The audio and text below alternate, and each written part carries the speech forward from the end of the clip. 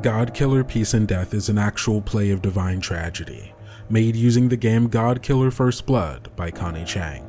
General content warnings include discussions surrounding death, grief and loss, fantasy violence, imperialism, war, religious themes, and deicide. A full list of cast and crew, as well as other relevant links, can be found in the show notes. Viewer discretion is advised.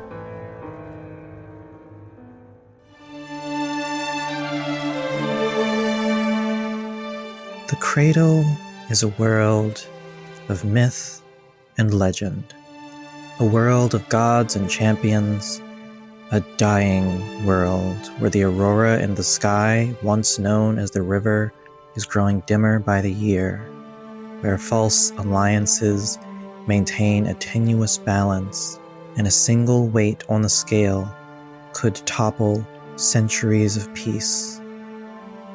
But that is of no concern to the people of Brookshire.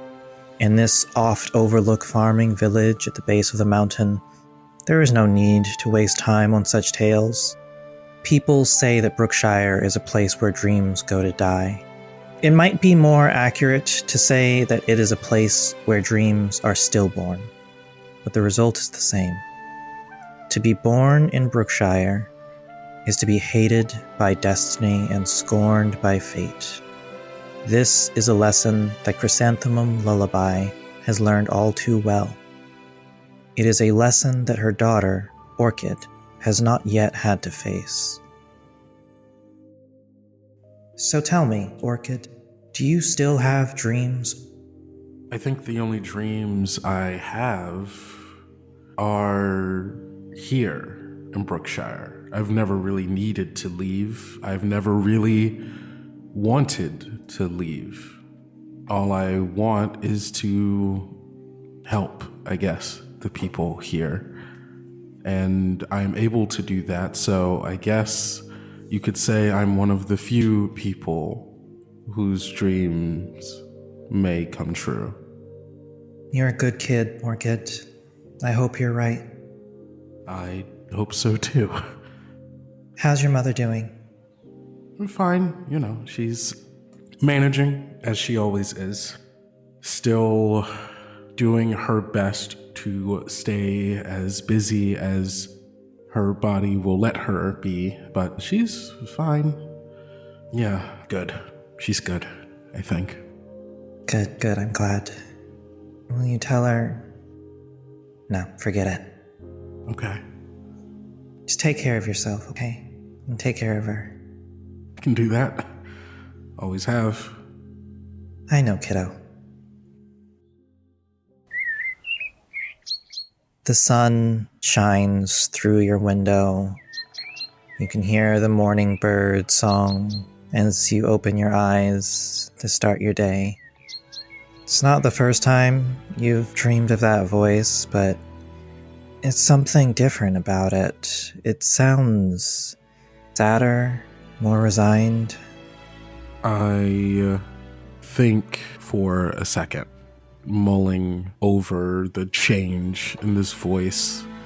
It's familiar in ways that I can't quite understand in this moment, but I do think it makes me go check in on Mom. You get out of bed. You head into the family room. You can see on your little home shrine the candle of fasting is still burning, so it'll probably be at least one more day. Cool. All right. I'm not even that hungry this time around, so, be fine. Chrysanthemum's door is open. She's not in her room, but you do hear some movement coming from outside. As you go to investigate, you see her making her rounds, checking out the garden, not getting into the dirt herself, just leaning on her cane as she looks at your handiwork. Did a pretty good job this time around, right? I say as I move in to grab her attention, partially just so that she knows that I'm here, but also so that maybe she doesn't take too close of a look at what might otherwise be called a kind of rushed work, as I was kind of being pulled between. I'm sorry, Violetta has started being a menace. That's fine. The folks at home love a cat. They love a cat. Violetta, not right now. I was being pulled between a lot of different things. Of course, I had to tend to the garden, but I also had to go down to the village. I promised a couple of people that I would help, on their farms. I promised Tara that I would go down and help her with her garden. I promised a lot of people a lot of things. And so, I maybe didn't spend as much time and care as I probably should have on our garden, but maybe Mom won't hold that against me. As you do catch her attention, without looking away from the little plot that you have, she says, "It's better, but, the strawberries, they're not, you got to plant them evenly. They need a room to grow. They need room to spread. And you got them all bunched in here. And then, is that mint? Did you plant mint?" Was I not supposed to plant mint? Oh, so mint is going to take everything over. Sorry. I can, just move it somewhere else. No, it's fine. I'll repot the mint. No, Mom, you don't have to do that. I can do it. I can repot mint. I kind of take a look to see, kind of any telltale signs of, is this going to be a good day for her or not? The fact that she's up and moving already kind of means it's an okay day. It's not as bad as it could be. It does seem like she's pushing against the pain, but she always is. Okay, Mom. Yeah. It is your garden. I can't tell you what to do or not. And she looks back at you, gives you a once-over. All right, how many people did you tell you were going to do work for today? Well, I feel like I've gotten into a habit of writing on my arm and in this kind of charcoal. Just so I remember. I roll up a sleeve and look, just like a couple down in the village, as I'm also trying to hide it from her so she doesn't see the true amount of names on there, because it's 6 or 7, I'm sure. All right, well, don't overdo it. There's no breakfast today. Yeah, no, okay. I'm not even hungry. I'm good, I'll be fine. But you should also take it easy. After the mint, it's okay to relax. Just gives you a very gentle pat on the cheek and says, "I'll relax if you relax. How about that?" I can't promise you that. Because she just gives you a look well, but I'm doing things for other people also. And it's if I don't go down and help them do that, they'll work themselves to death. And it's that's not cool, or well, not death. Those people can make their own choices. I'm worried about you. But I'm fine. Yeah, all right, fine. Get on then. Is there anything I can get you while I'm down there? If you need any other materials, if you need me to stop by a stand to get some more seeds or We got everything we need. You already took care of it. Okay, I'm just, hey, things change by the day. All right, go on, get. All right, love you. Love you too. And I move in very quickly to give her this very deep hug. I feel like I'm probably taller than her. A couple inches taller, yeah. Yeah. And so it's I'm holding her in a way that feels as if I am, I don't know. I just want to protect her from, I don't even know what. Pain, struggle. Not like it could, not like she would let me, but... You want to make it all go away. Yeah. You want it to be easy, because it's your mom and you love her. Yeah. But all you can do right now is give her a hug. Hug her until I can feel her desire to pull away and get to work. And then I do.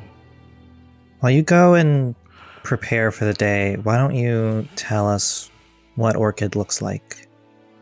Orchid has a body built for labor. Broad shoulders, rough hands.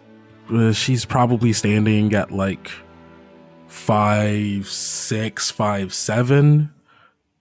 She has never known a day of rest or quiet, whether that be because the world hasn't let her have that or because they just choose not to live in quiet or peace or rest. I think arms are almost always covered in like small bruises, cuts and scrapes from just like working, calloused fingers and joints. Her hair is short. She cuts it almost to the scalp just because otherwise it might get in the way. Eyes are this violet, almost kind of like an amethyst. Soft eyes, though, like in comparison to the rest of their body that is hard and molded for work. Their eyes are kind and almost kind of sad, as if seeing the world and the people who must live in it makes them sad and pitying just how bad people have it. It's a hard life in Brookshire. That's what they say. And that's what it is. Yeah, as I think they are putting on they dress very simply. There's no reason to get fancy. It's all going to get dirty anyway. Probably wash clothes like once a week, if that even. They probably need to be washed at least once a week, but yeah, I guess that makes sense. And I think it's been a couple of days since wash day and laundry day. So it is. Orchid doesn't dress fancy. Again, there's no reason to. So very simple clothes, nice sturdy boots. Honestly, I think a lot of my clothes come from people in the village giving me like excess clothes or like things that like they've grown out of or things of that nature as payment for clothes that I've ruined while working for them. Probably growing up, it was a lot of hand-me-downs. I think now that you are like older, stronger, it's more of like a barter trade thing where, you know, while somebody is making clothes for their family, they'll make an extra shirt for you. It's still nice. It's still like stuff that is new, but it is like probably like the least nice of the batch that they were making. Yeah, for sure. And yeah, once I have my clothes on, I grab my over-the-shoulder satchel, another hand-me-down, and I head on out and go down to Brookshire. Yeah, as you head out, you briefly see your mom has got like a stool set up in the garden to sit on and has these like little pots that she is putting the mint into as she digs it out.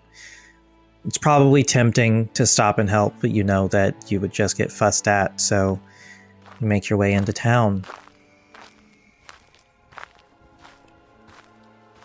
I think the first stop of the day is to go see Tara. Mm-hmm.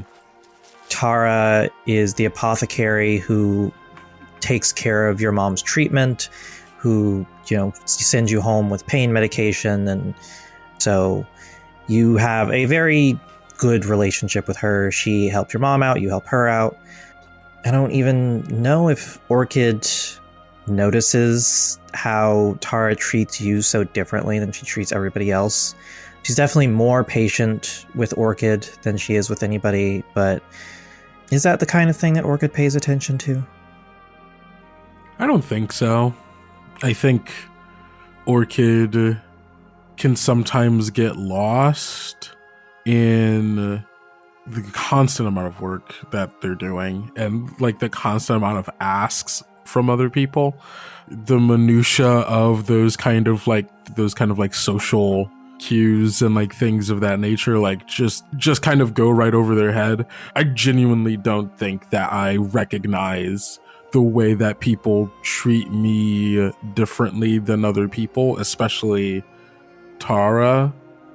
I recognize when people treat me nicely, but I don't think I always recognize how people treat other people in comparison to me. Do you make your way through town? Everybody's always happy to see you. Everybody's always waving, smiling, greeting you as you pass by. You make your way to Tara's shop. It is one of the larger buildings in town because it's the downstairs shop where she does all of her work, where she makes medicine, where she tends to her little plants, and then her home upstairs where she lives. You head into the shop and you see Tara has like a little plate of meat and bread. She says, "Morning, kid. Your candle out yet?" Nah, still probably got another day on that. Shame. She takes a big bite of bread and just gestures with her other hand to a little like chair and table off to one side. Go sit down for a minute. I gotta get something ready for you. Yes, ma'am. When I go do just that. Was it day 5? 7, actually. There's, our Lord has decided that it is, who needs food? I guess Trytis is testing our endurance, our strength, and our faith. And, Mom and I, we've been holding up as best as we can. She narrows her eyes at you while she chews but doesn't say anything and sets the bread back down on the plate. Tara is a woman, maybe in her 60s or so. She's got this platinum white hair pulled back into this big poof of a braid. Her skin is, weather worn from the amount of time she's spent in the wilderness, but even for her age, she's still relatively fit. She picks up a book and walks over to you. She's flipping through the pages. Goes, "We got a special order coming from a neighbor. I'm gonna need some frost herbs from up in the mountain." Okay. And as she puts the book down in front of you, you see there is this white flower that apparently grows exclusively under waterfalls. Ooh, okay. And that's not a trip that I can make these days. Yeah, no, of course. I can do that. I imagine this is not my first time going up north to the mountains. I'm trying to remember any waterfalls and how to get to them, making a mental path in my head. Yeah, I mean, you know where the waterfall is. You've never had to climb a sheer cliff face to get under the waterfall before. Mm-hmm. You'll probably need some special equipment. You might be able to ask around town. It's a farming town, but you have mountaineering folks around. Somebody might be able to give you some pointers, some advice. Mm-hmm. All right, yeah, I can get that. Anything else? All right, I'm gonna stress these are very rare, exceedingly rare plants. You need to be very careful when you're picking it, not to overharvest, not to damage the roots. All right? Okay, I got it, Tara. I'm going to walk you through it again because I know you're a good kid, you're a smart kid, but you rush sometimes. And as Tara is talking, the door opens. You hear the jingle of the bell as one of your friends enters. This is Hayden, who works one of the local farms. You've known Hayden probably since you were like 6. Mm-hmm. Maybe even younger. Mm-hmm. And Hayden comes in with this look of like angry exasperation on their face. Says, Tara, I'm sorry to bug you like this. She waves it off. Listen, my idiot dad was working until he passed out again. And normally I just let him do it, but he hasn't woken up in a couple of days, so I was wondering if you'd come check up on him.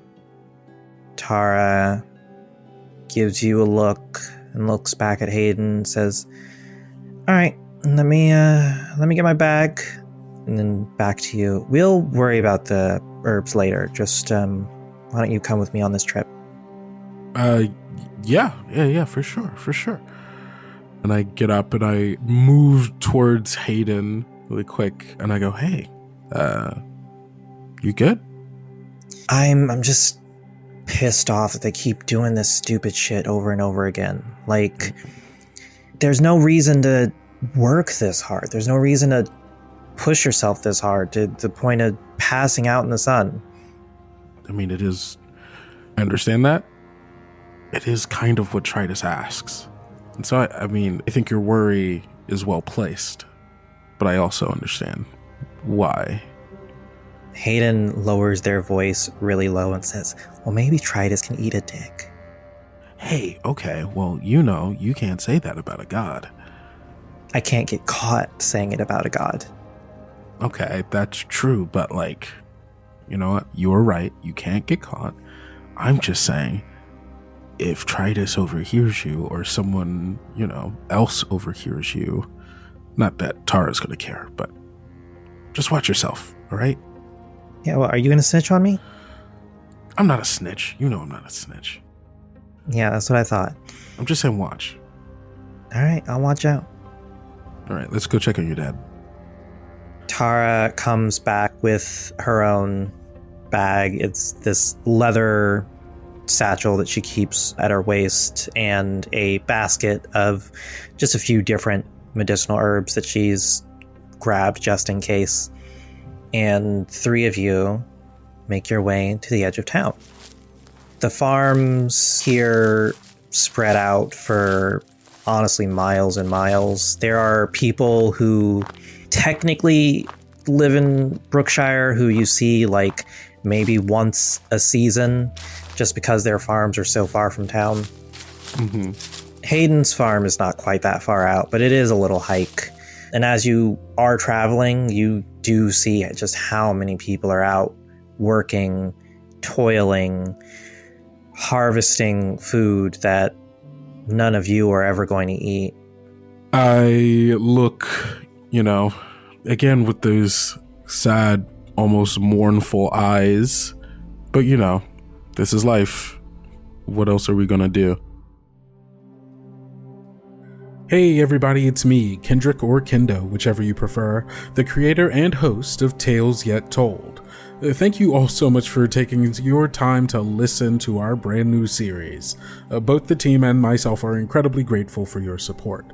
Starting a new series is never easy, especially coming off the heels of one as ambitious as Our Lives in the Woods was. So I am thankful that you took your time to give our show a chance. But I'm also incredibly happy to have GODKILLER Peace and Death here on the channel, and proud to be able to help give it a second life with the remaster. With that said, I just have a bit of housekeeping I have to do before we get back to the show, and I also have a trailer for another show that I think you're going to love. First off, if you don't already, consider following us on social media at Tales Yet Told on places that matter, like Instagram and Threads at the moment, and at talesyettold.com on Blue Sky, and you can also check out our website at, talesyettold.com. If you want to keep up with everything going on the channel and see all the amazing projects we've been working on, those are the places you'll find them. And if you're looking to freshen up your wardrobe as well as supporting an independent artist, you can grab some of our merch at merchyetsold.shop. And if it helps get you in the door, I'll sweeten the deal. Get 10% off of your order if you use promo code ORCHID when you check out. Lastly, we'd appreciate it if you would help spread the word about our show. Word of mouth has always been, and always will be, the best form of marketing. So if you want to help our show grow, please tell a friend about us. Just one. That's literally all I'm asking. If each person listening to this episode convinced one other person to take a gamble on a queer horror actual play podcast, we'd double our listener size. Wouldn't that be awesome? So tell a friend, post about the show on social media, tell all of your Tumblr followers, whatever you can do. It would mean so much to us and to me personally. So thank you in advance. And if you don't, no harm done, I still appreciate you for listening anyways.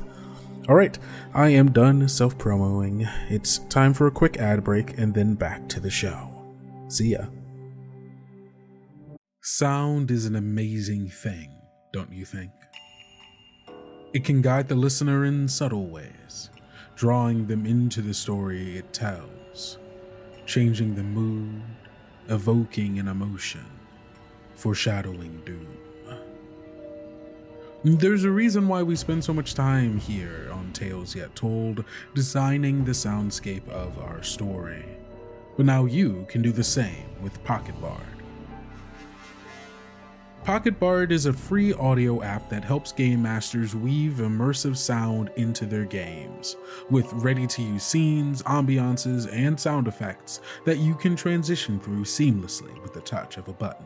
And starting on June 27th, Pocket Bard is moving from your pocket to your PC with a new desktop app for Windows and Mac. Download Pocket Bard today and bring the power of immersive sound to your table. Boots the same color or jacket and oh hey didn't hear you come in. I was just designing one of my characters in Hero Forge.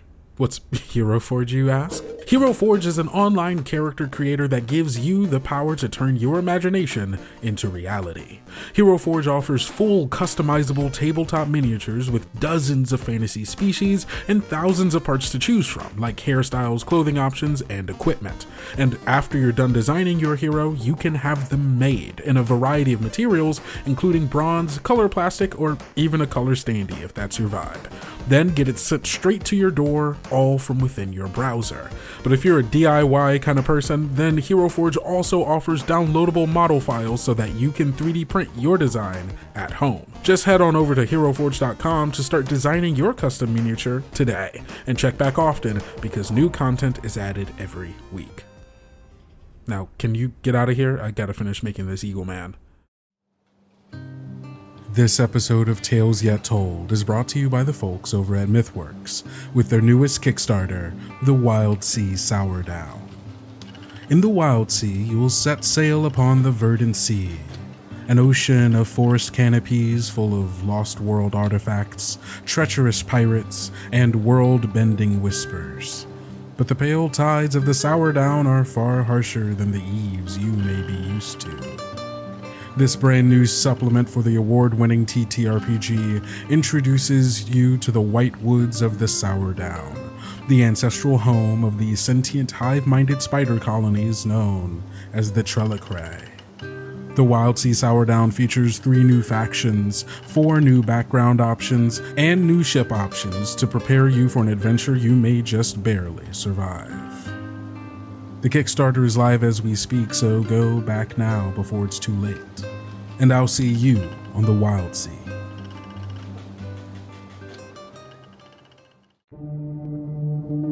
It is the year 3014. 50 years since the magnate Charlie Manchet disposed of me on this wretched asteroid. In that time, I have served as this prison's eyes and its ears, biding my time while I assembled the means of my escape. The inventor. I promise, if you do this, I'll be a thorn in your sides. The cook. When they come to pick us up, I want them to be afraid. The clone. Ready is my only mode of operation. The gun. This isn't goodbye, motherfucker. This is see you later. Each betrayed by the magnate. Together, his undoing. Death of the Magnate, the inaugural season of our sci-fi anthology actual play Genre Space, premieres June 7th, 2026. Come listen wherever podcasts are found. In the far reaches of the world, under a lost and lonely hill, lies the forgotten tomb of corridors and all its many ills. This labyrinthine crypt filled with monsters, traps, and treasure seeks to destroy your mortal form and seal your soul forever. Originally called Tomb of Horrors, based off the original created in 1979. Included in my version of Tomb of Corridors will be its own background information, a legend of the tomb as it relates to the land of Hyranor, and quite a few unserious hijinks. I'm Amelia Psalm, and I will be your dungeon master. Embarking within the tomb, we also have Haley as the Queen's Ravens, Stella Jo as the Sacrificial Sisters of Alpha Kappa Mori, Cyrus as a lesbian who keeps coming back wrong. New episodes release on Mondays, wherever you get your podcasts.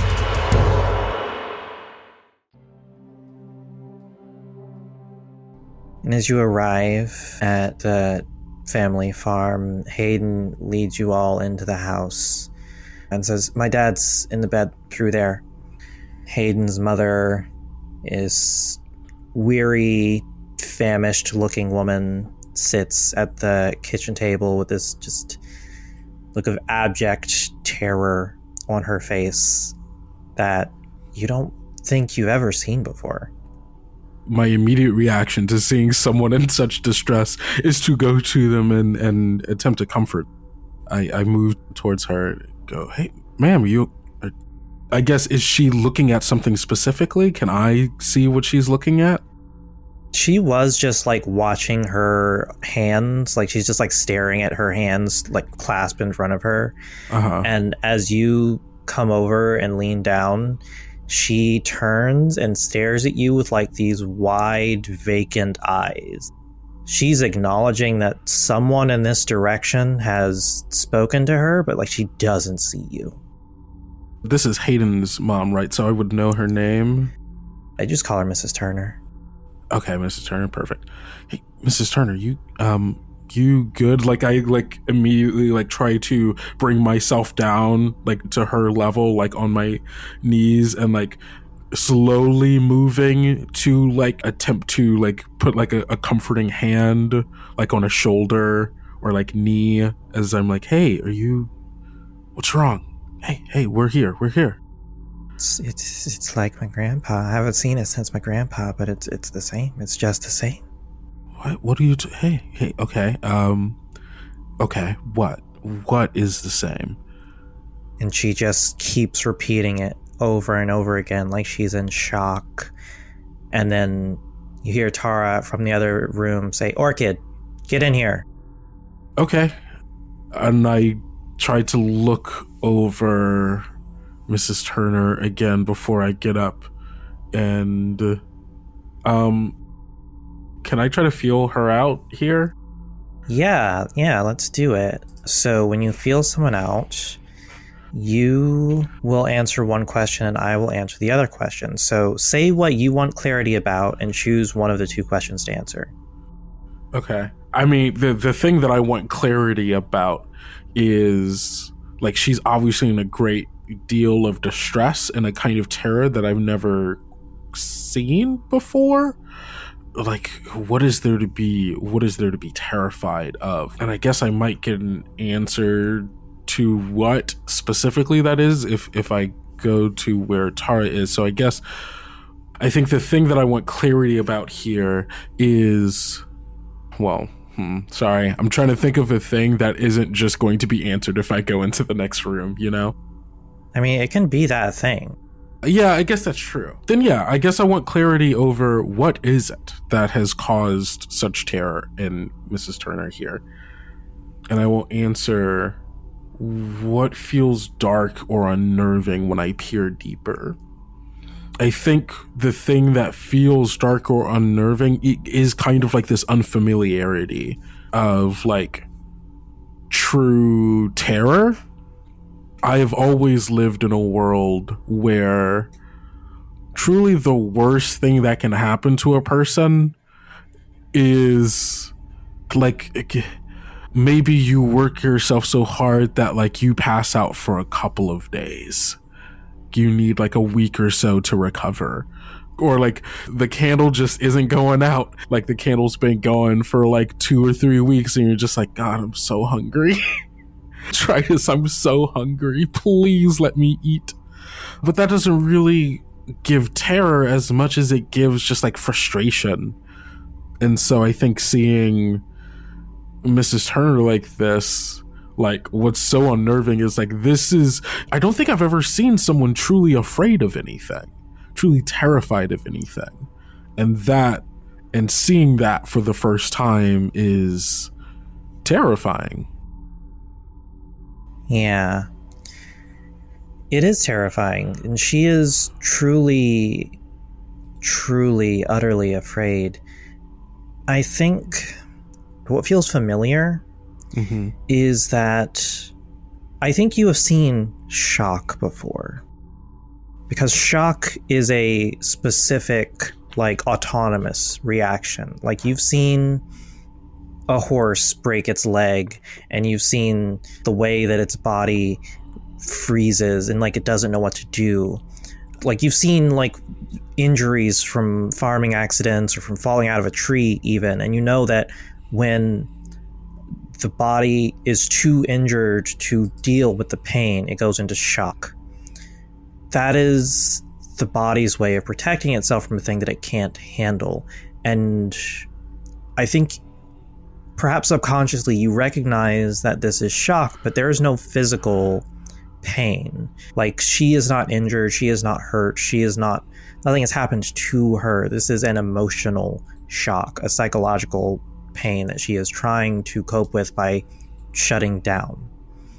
And it is something that it seems like something that she is familiar with, something that she knows is true, but has not experienced in a long time, since her grandfather, which probably not anybody you've ever met, no one you know anything about.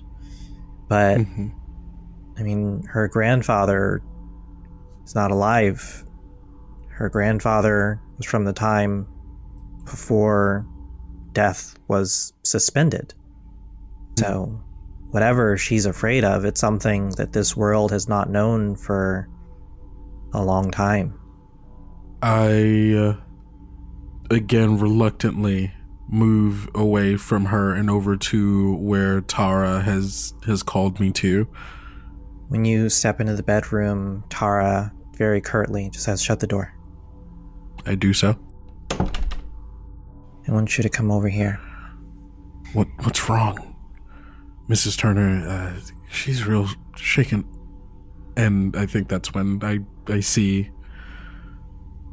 Yeah, you see Hayden's father, this man who has always been so bright and vibrant and full of laughter. This man who, used to pick you up and carry you on his shoulder. This man who's like an uncle, who's like, you see this man who you've known your entire life laying still and stiff, his skin pale, and you see Tara not in shock the way that Mrs. Turner was, but you see her hands gripped into fists. You see she is standing almost unmoving as she says, "I want you to put your hand over his chest and tell me what you feel." Okay. My hand slowly moves over him in a way that I don't think Orchid has ever really moved. Slowly, anxiously, as my hand lowers to his unbeating chest. Like you said, there is no heartbeat. His skin is cold. There's no raising of breath in his lungs. There's nothing. I don't understand. There's nothing. Tara collapses into a chair, looking like you've just said the last thing in the world that she wanted to hear, but you've confirmed something that she already knew. Tara, what's going on? What's going on? Orchid, that man is dead. What? Wait, I mean, that... I know it's gonna sound strange to you. You haven't seen anybody die your whole life, have you? What are you, 26? Yeah, wait, I thought no one... How do they die? You can't die. I just... Orchid, we don't know why people stopped dying, so you don't expect me to tell you why it's starting again, do you? Wait, no, I mean, just like he was here yesterday. Like, he was working just fine. All he did was just work. We do that all the time. Orchid, I don't know how to explain this to you in a way that'll make sense, but you remember when you were about 9 years old and you thought to help patch that roof? You fell down, you cracked your head open.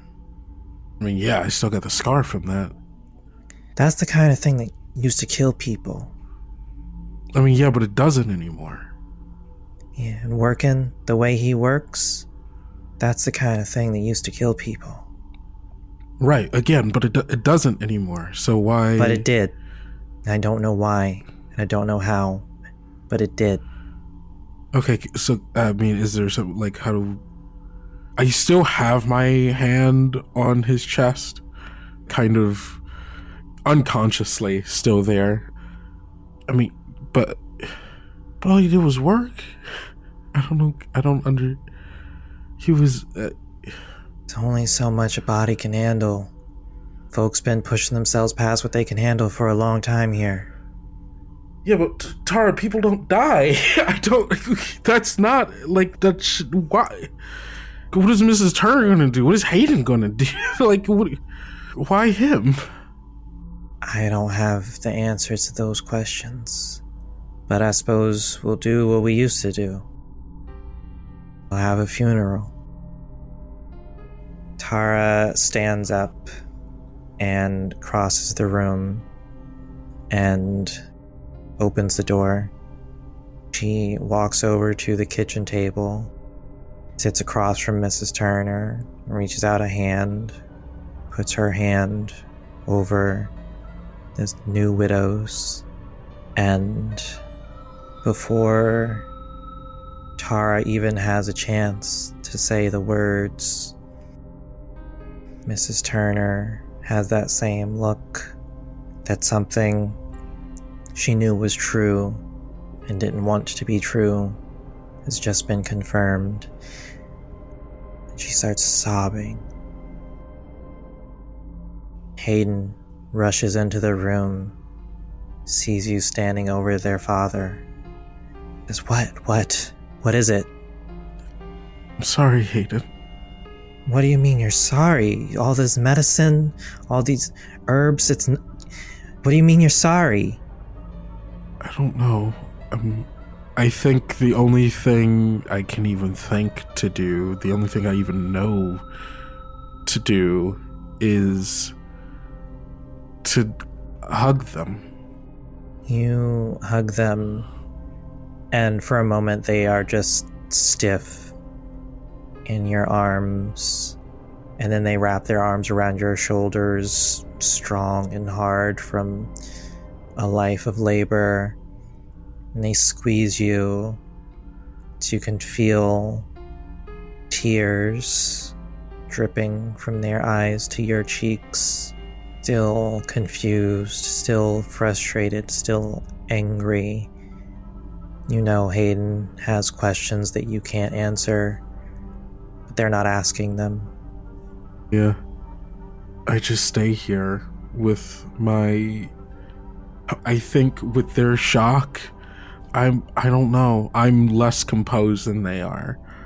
I'm like, I have my head buried in the crook of their neck, and tears are beginning to fall as I don't know how to say the words to my friend that their dad is dead. And I don't think even if I could say those words that neither of us would really know what that means. Why would you know? You've never had to do this before. No one who you have ever met has ever died. But eventually, Hayden does let you go, and they go back over to their mother, hug her tightly. They go back outside to tell their siblings whatever they can tell them. I don't think there's any news that will make sense to them any more than it makes sense to you. But gradually, over time, each of them files back into the house until the room is crowded with panic, sadness, confusion, anger. Do you stay?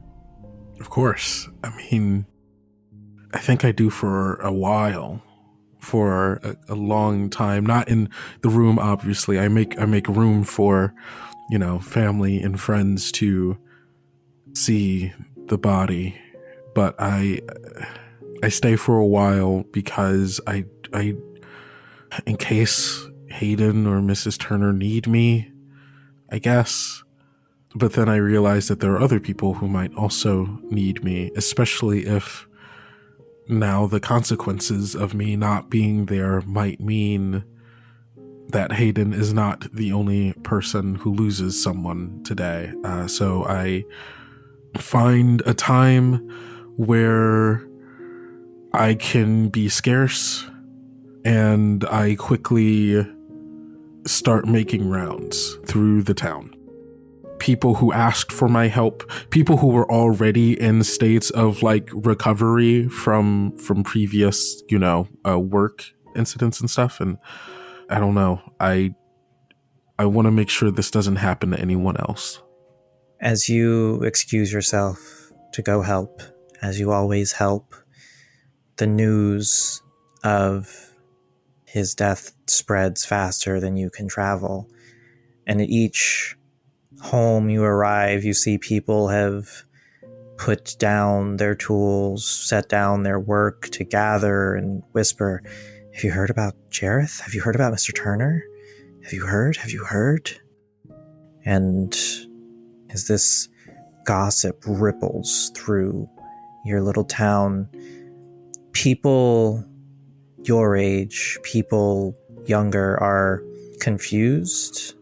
They are trying to wrap their mind around the concept of someone who was here, no longer being here, while people who are older, their parents, their grandparents, aunts, uncles, they are confused and also frightened. They are frightened of what they remember, frightened of what they don't know, frightened of what it could mean for them to die. This old, forgotten fear resurfacing, gripping this little farming town where no one's dreams ever come true. One after another, after another. Have you heard about Jareth? Have you heard about the Turners? Have you heard that a man died? Until finally, sun sets, and even what little chores you tried to do will have to wait till another day, as everyone returns home, returns to their families. As you return home, you see the front door is open. I freeze for a moment. I think in my panic to help everyone else in town, I think I had forgotten about home and about my mom, and I think the same terror grips me as I run inside, calling out for my mom. You run inside. I think the first thing you notice is the darkness of the home. It doesn't look like anybody has taken the time to turn on any lights. You notice that the fasting candle has burned itself out. You look around and you smell, it smells like burning, like food that's been left to sit for too long. You rush to the kitchen and you see your mother is collapsed, breathing. She's breathing, but it's heavy and ragged with sweat pouring down her face. Mom, I rush to her, immediately drop to a knee to get down to her and try to see if I can help try to support her, maybe try to, pick her up. Mom, are you... Mom, are you okay? What's wrong? Her eyes closed. She stirs a little at the sound of your voice as you pull her into your arms. She goes, "I'm okay, baby. I'm okay. I'm fine. Are you sure? Yeah, just help me to bed. I'm fine." Yeah, of course. And I pick her up and carry her to bed. I wanted to have dinner waiting for you. It's been too long since you ate. Oh, it's okay, Mom. I'm not even hungry. I'm good. You okay? I felt, for a second, I thought it was her, but it wasn't her. It was somebody else. What? Who are you talking about, Mom? For a second, I thought your mother came home, but it was somebody else. Who was it? Before she can answer, she fades from consciousness and falls asleep. I think there is a moment of deep terror and fear as she falls unconscious, and there's like a good minute or so where I stand there just like watching over her, putting my hand like on like her head and her chest, making sure she is still breathing. She's breathing, her heart is beating. She's warm, feverish. I go to the kitchen. I make sure to take, the stuff off the stove, or make sure, nothing stays burning. If there's any like bread or anything like that, something that I don't need to cook, I'll, grab that and, on a little saucer, and I'll move back to her room. I'll lay it next to her. I'll also get like a cloth. I'll wet it to put it on her forehead, maybe to help, bring down the fever. And I grab a chair and I sit there and I watch over her to make sure she stays breathing. You sit and you watch and you wait.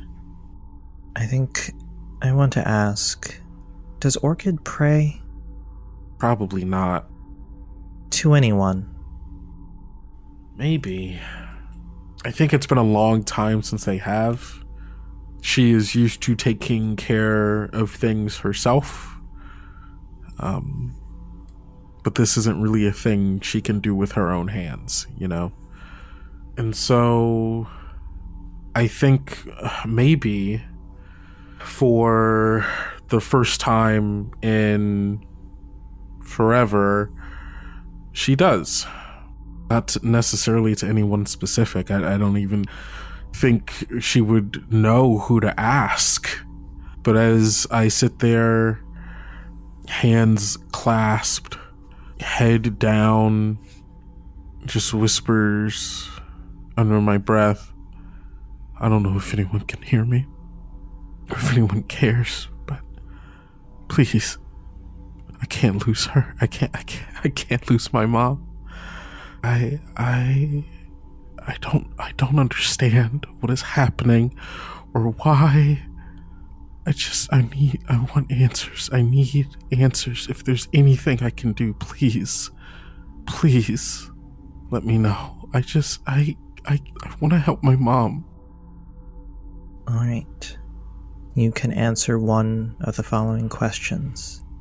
You can say what kind of God answers your prayers, or you can say what unclear omens or visions besiege you.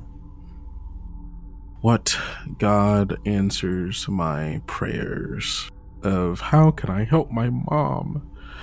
I mean, I think it might be Archaea, the god of insight and revelation.